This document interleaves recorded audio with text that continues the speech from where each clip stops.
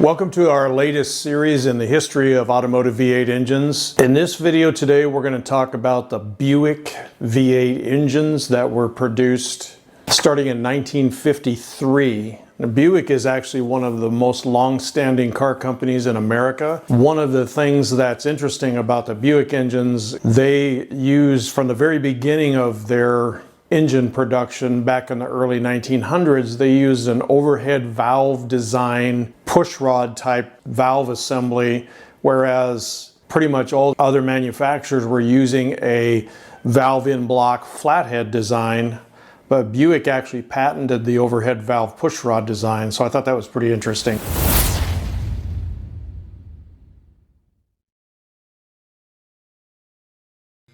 Now, when we talk about Buick 8-cylinders, we have to start out basically looking at the Buick Straight 8. Buick had an inline 8-cylinder engine called the Fireball 8 that was produced between 1931 and 1953. What's interesting about the Buick engines, from the very beginning of the Buick line of engines, they were all overhead valve engines. A lot of the other manufacturers used the flathead design with a valve in block, but Buick from its very beginning, even in the early 1930s, was using overhead valve engines. The Buick Fireball 8 they took their 6-cylinder, they added a couple of cylinders to it, and they made a straight 8. In the early days, the cars were large, they have big long front ends, and putting in a straight 8 engine in was no problem. But in the later years, as Buick saw the need for a more streamlined vehicle, the size and the weight of the cars was being taken into consideration, there was a need. The straight 8 just really wasn't feasible for a lot of the vehicles. It was just too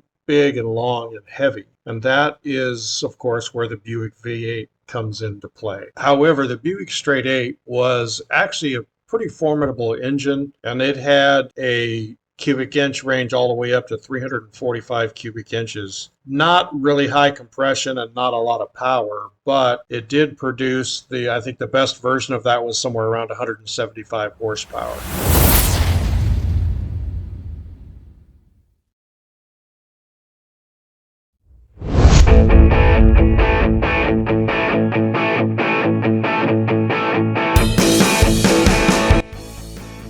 The 264 cubic inch Fireball V8 had a bore of 3.625 and a stroke of 3.200 and was rated at 135 horsepower and was produced in 1954 and 1955. 264 cubic inch V8. Now, this design of V8 that Buick engineered and produced became later known as the Nailhead Buick. However, in the first two iterations of it, they did not call this engine the Nailhead, even though it was the same design as the later Nailhead type engine. It was deemed the Fireball. In 1953, they produced a 264 cubic inch V8 known as the Fireball V8, but again, same design as the infamous Nailhead Buicks that followed it. The 264 was a direct replacement for the Straight 8, and it went right into production, right into the vehicles as they phased out the Fireball Straight 8. They called it the Fireball 264, and it was produced for 2 years. In 1953, they bumped the cubic inches up to 322. It was basically the same engine as the 264 with a larger bore. And this engine was used in the Buick Roadmaster, the Buick Special. It was an engine that was used across the boards. And what's interesting is this engine was also commandeered by GMC and used in their Loadmaster trucks. So at that time, all of the GMC trucks had inline 6-cylinders, but they wanted to offer a V8. So they made a deal with Buick for their 322 cubic inch Fireball Buick, and there was actually some GMC trucks that had the option of a V8 engine, which I thought was pretty interesting. 322 cubic inch Fireball V8 had a bore of 4 inches and a stroke of 3'2". It had 172 horsepower and was produced from 1953 through 1956 in many of the larger Buick vehicles. Now in 1957, Buick made a taller deck block that was also a nail head design. And they actually called this engine, this was the first year that this engine was called a nail head. If you've ever seen the Buick nail head cylinder heads, it is absolutely the most bizarre looking cylinder head you have ever seen. I remember when I was very young and early on in the machine shop business, the first time I saw a set of Buick nail heads come in, cylinder heads come in, they were sitting there on the bench, and I had worked in the automotive industry and worked on engines for a few years at that point. I was still pretty green, so there was a lot of stuff I hadn't seen yet. When I saw my first pair of Buick nail head cylinder heads, I stopped and I was just staring at them, and I asked my boss, the guy that was training me, I said, "What the heck are those?" And he said, "Oh, that's a Buick nail head." The Buick nail head is a unique design, and it is, like I said, if you've never seen them before, one of the most bizarre looking cylinder head designs you've ever seen. It is kind of a triangular shaped head, and it actually, when it's on the engine, the combustion chamber is literally a triangle or a pent roof like you see here. And it's a very interesting engine. It is also a very durable engine. It is a Y-block design, just like the big block Chryslers, just like the big block Fords, like the newer version of the LS engine and the Ford Coyote. It is a Y-block or a skirted type block. And it was actually a very, very rigid block, very strong, very durable, able to handle actually quite a bit of power, and gave really good service and decent torque and horsepower numbers. So in 1957, they produced the first nail head, or the first engine designated as a nail head, and it was 364 cubic inches. The 364 was produced in all across the Buick lines from 1957 through 1961. The two-barrel version had 250 horsepower, and that was actually the only version of that engine that was a two-barrel was in the Buick Special, making that horsepower rating. All of the rest of them had four-barrel carburetors, and they had 300 horsepower. The 364 cubic inch nailhead V8 had a bore of 4.125 and a stroke of 3-inch 400 thousandths. It boasted 300 horsepower with the four-barrel carburetor, and it was produced from 1957 through 1961. In 1959, Buick took the 364 block and bored it to a larger size, and they also increased the stroke of the engine, which came out to 401 cubic inches. Buick nailhead. Now what's interesting about the 401 is in the later years, GM had a directive, and they said, in all of our mid-size cars, we're not going to allow you to have more than 400 cubic inches. And they did this because of insurance purposes, and they not just auto insurance for people who purchased the car, but the insurance companies that were overseeing the company at the corporate level said, hey, you got to be careful here. So they had a directive, and they said no mid-size car that we build is going to have more than 400 cubic inches. So they actually designated the Buick 401 as a 400 at that point, even though it was exactly the same engine, and it was actually 401 cubic inches, but they said, no, it's a 400. And they were able to use it across all of the Buick lines. By this point, the nailhead engine had proven itself to be very durable and a viable power plant for pretty much anything they wanted to build it into. And of course, bumping it up to 400 cubic inches did help the power output quite a bit. Now, one of the things that is unique about Buick is a lot of, especially when we got into the early 60s and late 50s, early 60s, they started rating their engines with torque ratings only. So it was very common to see on the air filter of the car, it would say Buick 475 or 425 or some number that didn't match the cubic inch of the vehicle, and people would be like, wait a minute, this is not a 375 engine. What that was on the air cleaners of the Buicks is that was the torque rating of the engine. They rated their engines according to torque, and they identified them when you popped the hood oh, this is a 375 torque or this is a 410 torque. They didn't actually put the cubic inches of the engine on there. So that was another unique thing that Buick did that really nobody else did. Most of the time you pop the hood and it says, 350 or whatever, 454, but Buick used torque ratings rather than cubic inch size. So the 401/400 was known as the Wildcat engine. We're not saying that it was only in the Buick Wildcat, but it was just known as the Wildcat 400. And it was found in the Wildcat and several other of the Buick line vehicles. It had basically 3 different versions. You pop the hood and you would see Buick Wildcat 375. Well, that was the 375 foot-pounds of torque version of the 400. The Buick 375 Wildcat was a lower compression 2-barrel carbureted engine. It was actually the lowest torque rated 400 that they produced. The next step up, they had a 410 foot-pounds of torque 400 Buick Wildcat motor. This was a high compression version with a 2-barrel carburetor as well, but they bumped the compression up to 11:1. And then they also had a 400 that was the 445 Wildcat, or the 445 foot-pounds of torque. And this was a 4-barrel version, high compression version of the 400. That was available in the larger cars, the Riviera, the Electra, the Wildcat. It was also an option in some of the other cars, but you had to pay to get that option. 401 was also really popular with drag racers at the time.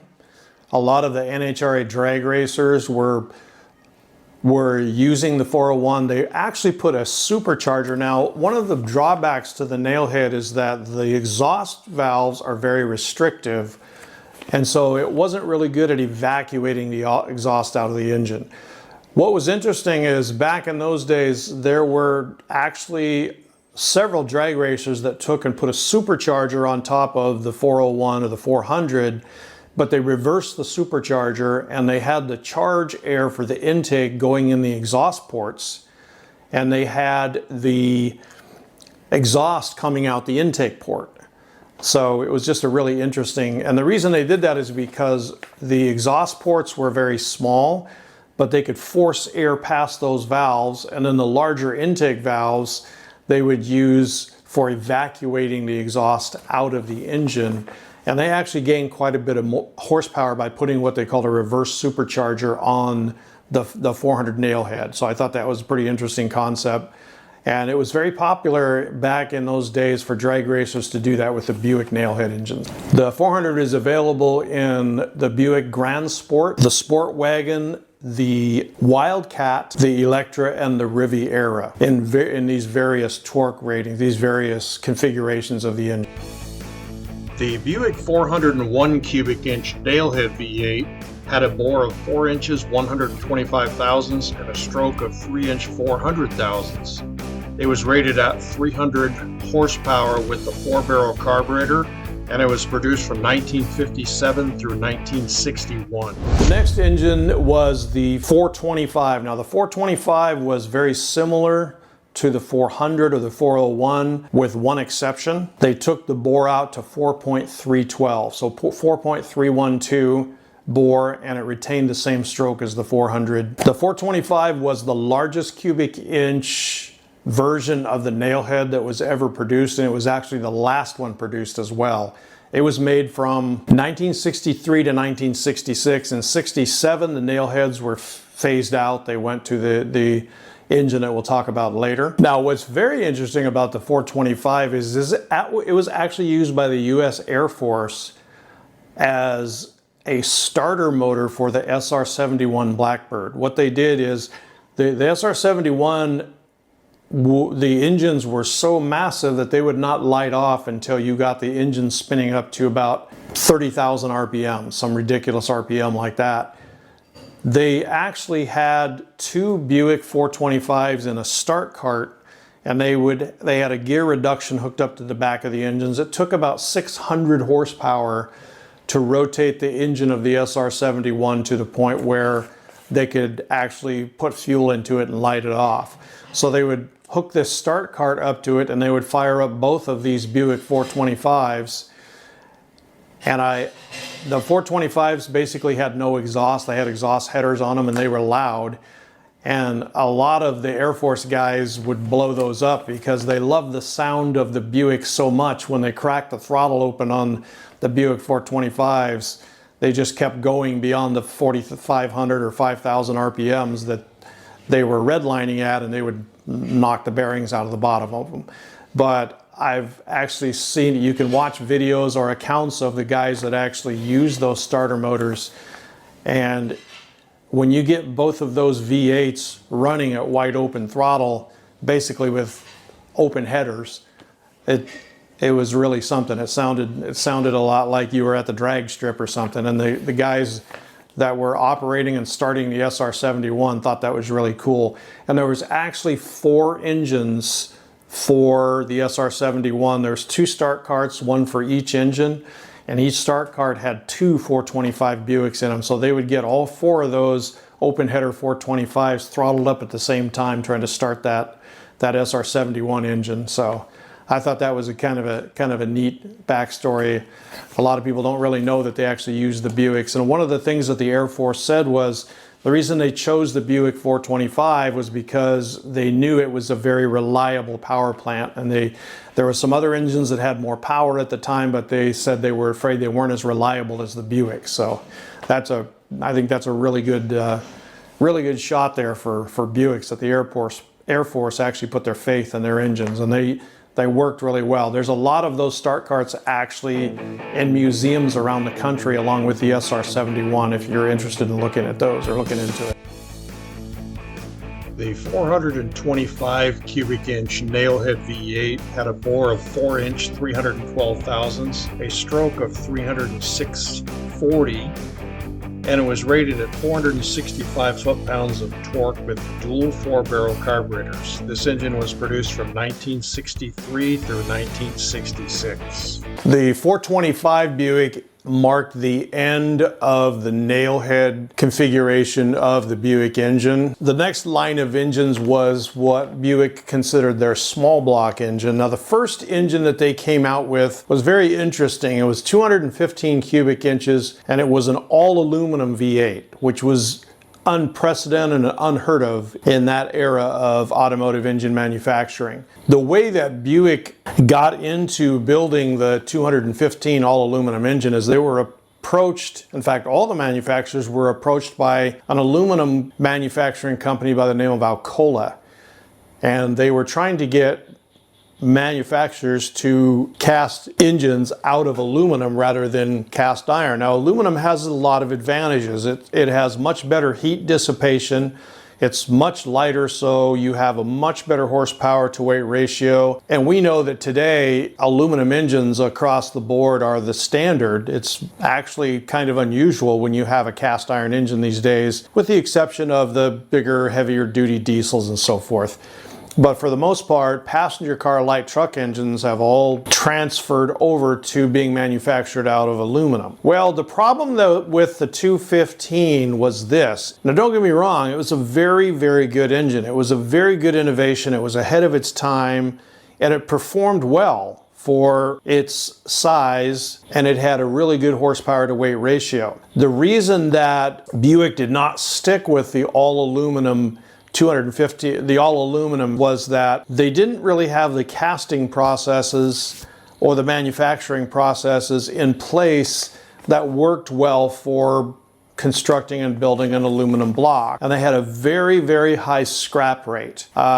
Some sources I've looked at say the scrap rate for that engine at the manufacturing plant was as much as 60%. So 6 out of every 10 engines they didn't come out of the casting process correctly, and they had problems, and they had to basically scrap them. Now, the ones that did make it through the casting process and the manufacturing process were actually pretty good engines. They were successful with about 40% of them. The problem with that is they never were able to really perfect those. Now these days, with modern casting, pressure casting technologies and so forth, the manufacturers have really perfected aluminum engine casting. And one of the issues they had was they had steel sleeves in it, so casting aluminum around steel was problematic. In the early days, they didn't really have a process to do that. Nowadays, with modern engines, they have figured all that out, and they have a very low scrap rate on all the aluminum engines they build these days.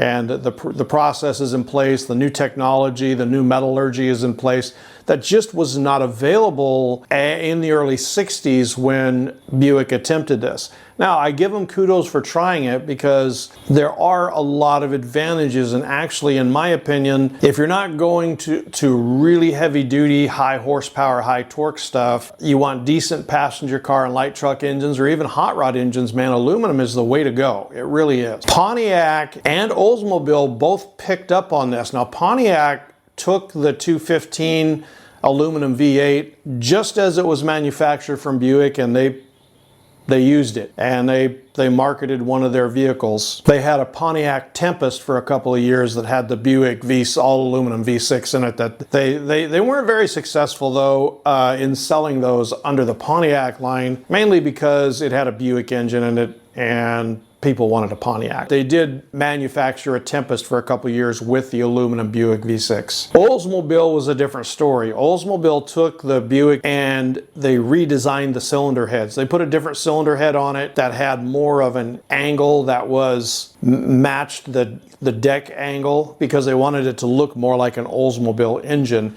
And they marketed it as an all-aluminum Oldsmobile. They actually called it the Rocket or the Turbo Rocket. Oldsmobile actually made a turbocharged version of that engine that was available. And that was a really neat engine, a really neat setup, although it only lasted for a couple of years. At the time, the Buick aluminum 215 V8 was the lightest V8 in the entire world. It only weighed 318 pounds. That was the dry weight, but that was fully assembled. That's pretty light, considering most of the smaller V8s of the cast iron variety were over 500 pounds in those days. And they also had some performance versions of it called the Jetfire. It had larger valves and better breathing ports. There was many versions of the 215 ranging in horsepower from 150 to 200 horsepower. The other downfall of was they had head gasket problems because they really didn't have the sealing technology that they have nowadays for aluminum, and so they had difficulty getting the heads sealed up, so they did have issues with head gaskets.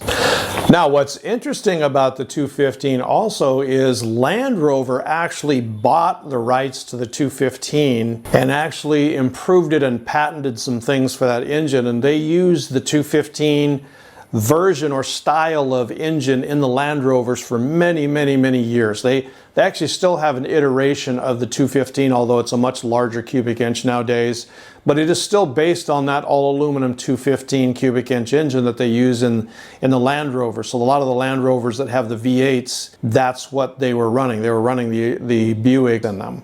It was just rebadged Land Rover rather than Buick, but it was basically the same engine.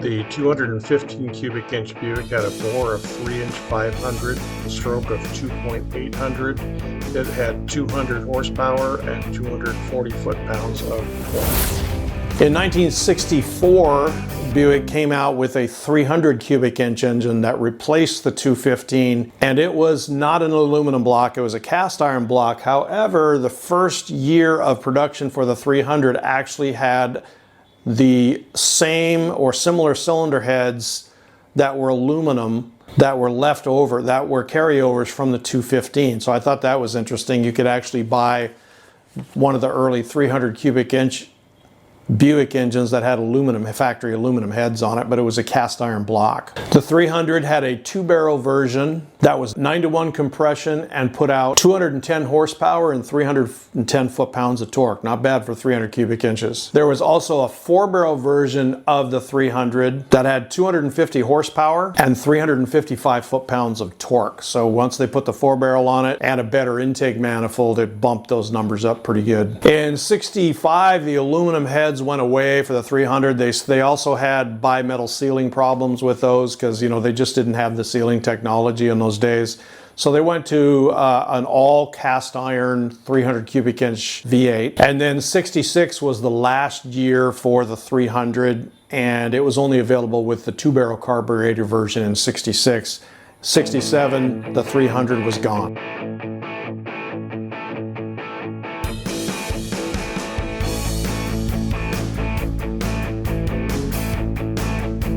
In 1967, Buick raised the deck of the block, made a taller deck block, and they produced a 340 cubic inch engine, and the stroke went from the 3-inch 400 of the 215 into 300 to 3.850, and it was a taller deck block that was wider and used a wider intake manifold, but it still retained the ability to use the cast iron heads from the 300. The two-barrel version of the 340 had 220 horsepower and 340 foot-pounds of torque. The four-barrel version had 260 horsepower and 375 foot-pounds of torque. Production of the 340 ended in 1968. They only made it for 2 years.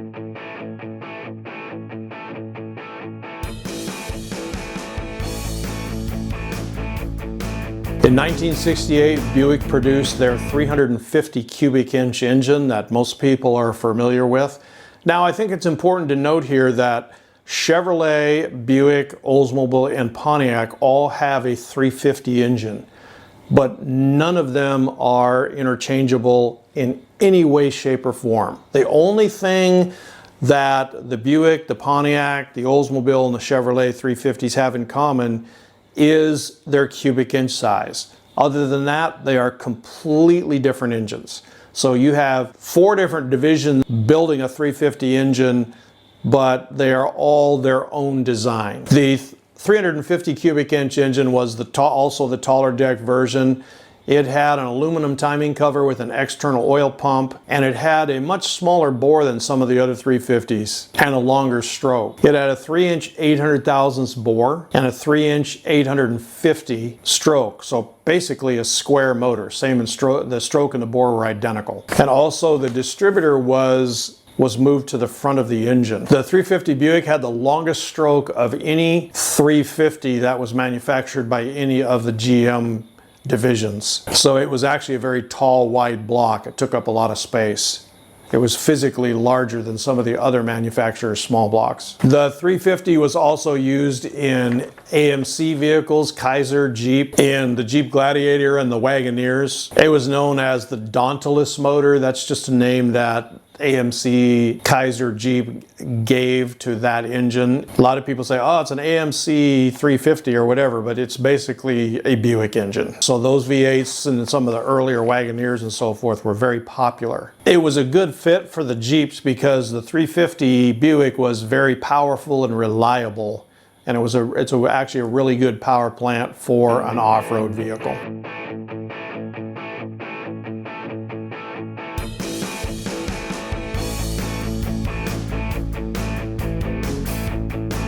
In 1967, Buick increased the bore and the stroke, and they made a 401 cubic inch engine. Now, this was not the same as the Nailhead 401. That was a different engine altogether. The 400 Buick was the larger, taller deck block, not to be confused with the Nailhead 401 or /400. It had a 4-inch 040 bore and a 3-inch 900 stroke, making 400 cubic inches. Now, the 400 was the only big block that was available in the A bodies of the mid-sized body Buick. This was due to a GM mandate that had come down that said we can't have any mid-sized cars with an engine larger than 400 cubic inches, and that was basically for insurance purposes, like we talked about earlier. The companies that were giving liability insurance to the Buick division of General Motors.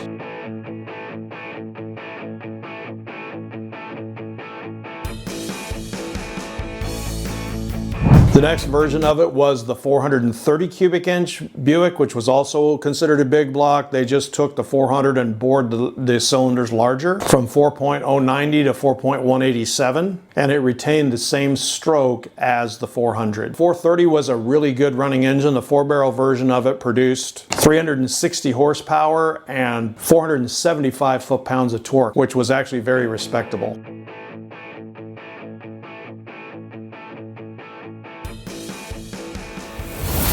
In 1970, Buick increased the bore of the 430 from 4.187 to a whopping 4.310, and of course it retained the 3-inch 900 thousandths stroke of the 400 and the 430 to make 455 cubic inches. Buick was experimenting with a lightweight casting or what they called the light casting block. The 455 was a light casting block. It was a very light engine when you consider the large cubic inch of the engine. It actually weighed quite a bit less than a big block Chevy, and it only weighed 25 pounds more than a small block Chevy, which is incredible for a big block of 455 cubic inches. Now, the base model of the 455 made about 350 horsepower and 450 foot-pounds of torque. Now, they did have a stage 1 version. This thing was a real powerhouse, and it wasn't so much the horsepower as the torque, which is what you need on the street. The stage 1 455 package had 360 horsepower and a whopping 510 foot-pounds of torque. And the torque of this Buick, coupled with the fact that it was a very lightweight engine, it made this thing a real monster, especially if it was in a Cutlass, and you could modify this engine and easily get 600 foot-pounds of torque out of it. The 455 Buick is a very, very good engine. It is, in my opinion, one of the best big blocks ever produced by Detroit, by the auto manufacturers. The 455 is a real gem. It has really good flowing heads, it has big valves, it has good bore and stroke combination, it's light, and it has amazing torque capability. So it's a fantastic truck engine.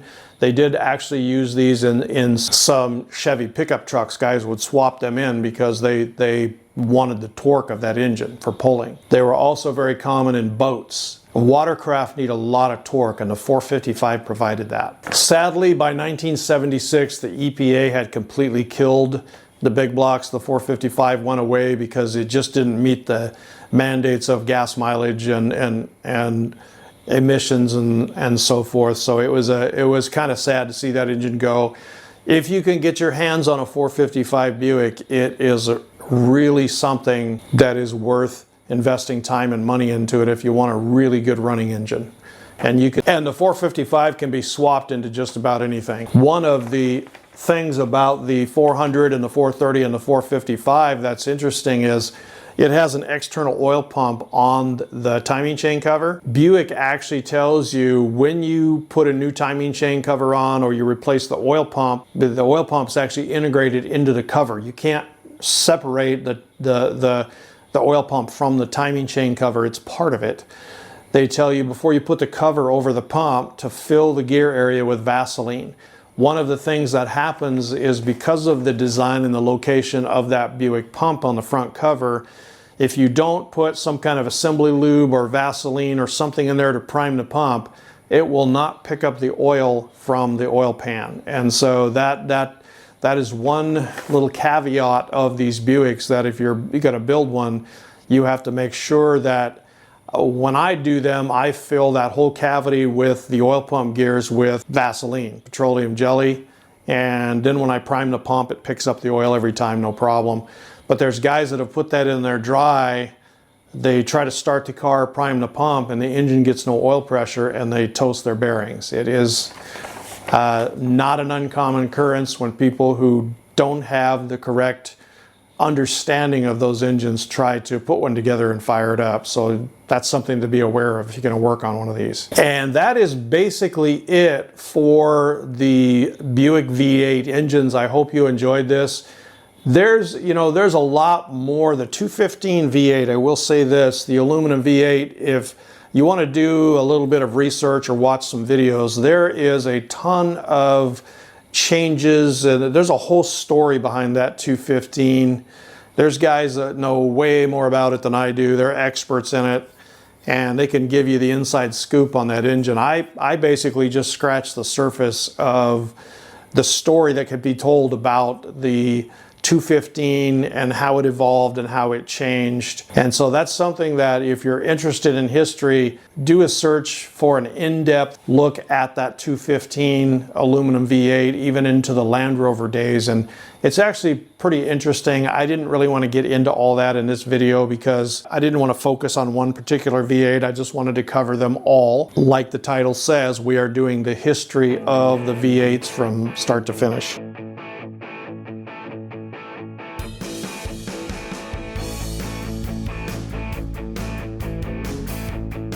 So I appreciate you watching. If you have any comments or questions, one thing that I would make a note of is on my YouTube channel, I do have a complete 455 Buick rebuild if you're interested in that. I did a complete rebuild video. It's actually several segments, I don't know, several years ago. And so there is a complete 455 rebuild available for those of you who are interested in that or thinking about building one. You could actually follow my 455 build video and build your own at the same time. I think it's pretty educational. So thank you so much for watching. Oh, and just a little teaser here. Since I'm back on the GM track, we're going to go ahead and do the Oldsmobile V8 video next. It should be out in a week or two. So thanks for watching. I appreciate it, and I will talk to you very soon. Make sure you like and subscribe, comment, ask me questions, correct me, tell me I'm wrong, whatever you want to do, no problem. Like I've said so many times before, I've been in this industry for 35 years. I know a lot, but I don't know everything. And I'm sure there are guys out there that know more about these subjects than I do. So I appreciate your time, and I will talk to you very soon, I promise.